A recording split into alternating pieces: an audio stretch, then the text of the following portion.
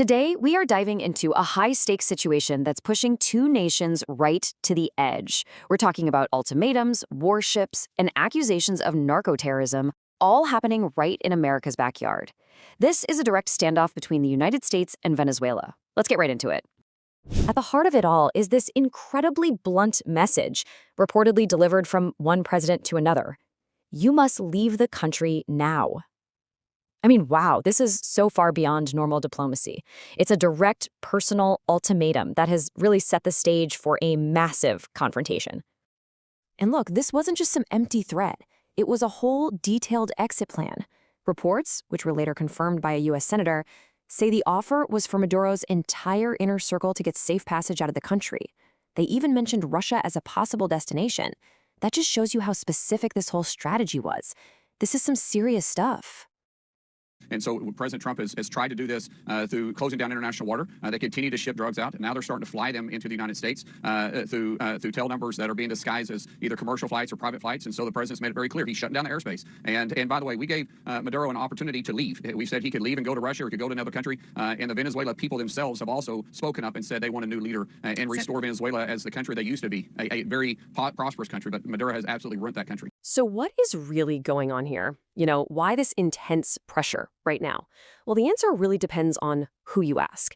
We're looking at two completely different, totally incompatible stories about what this conflict is all about. So let's kick things off with the official story from the Trump administration. What's their reason for sending warships and putting a multi-million-dollar bounty on another country's leader? The U.S. frames this whole thing as a national security operation. The claim is that Maduro is the head of a narco-terrorist group called the Cartel de los Soles, and that they're flooding the United States with cocaine and deadly fentanyl. So in this version of events, the goal is to protect American lives by taking down a massive criminal enterprise.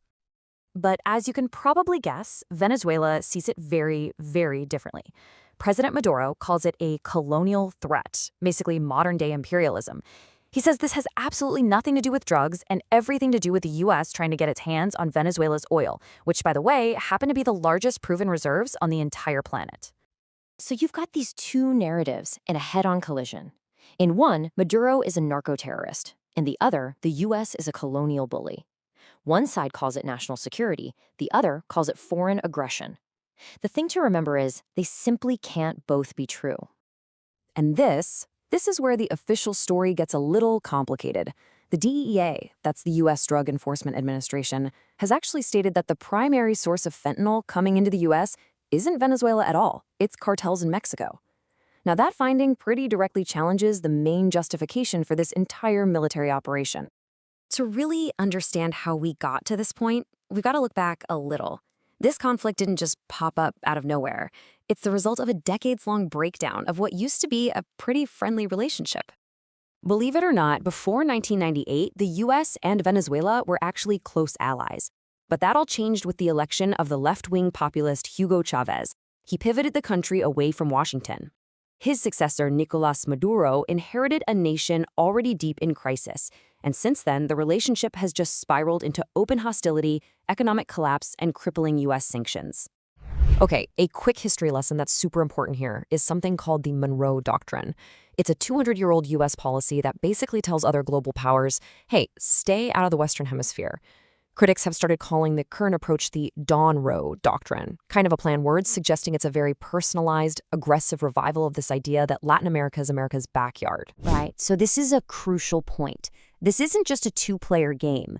The conflict between the U.S. and Venezuela is being played out on a global chessboard, and some of the world's biggest powers are picking sides. And Venezuela is far from isolated. It has the backing of two major global powers, Russia and China.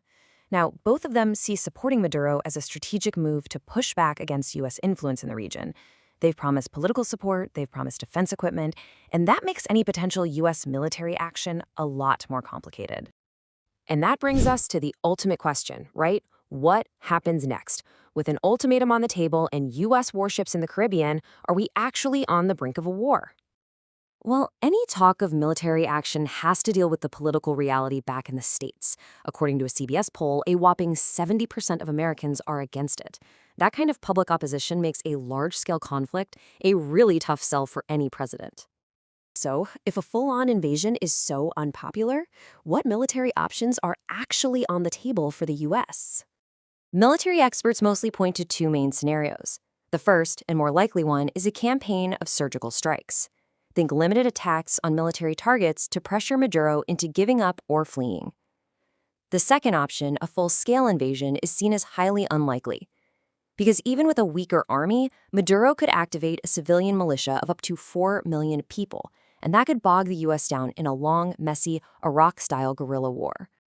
And so that's where we're left. It's a high-stakes game of chicken playing out in the Caribbean, and the outcome isn't just about the future of Venezuela, it's about the future balance of global power. It's about the influence of Russia and China in America's own hemisphere, and, you know it, it's about control over the world's largest oil reserves. The real question is, will this huge gamble pay off, or could it backfire spectacularly?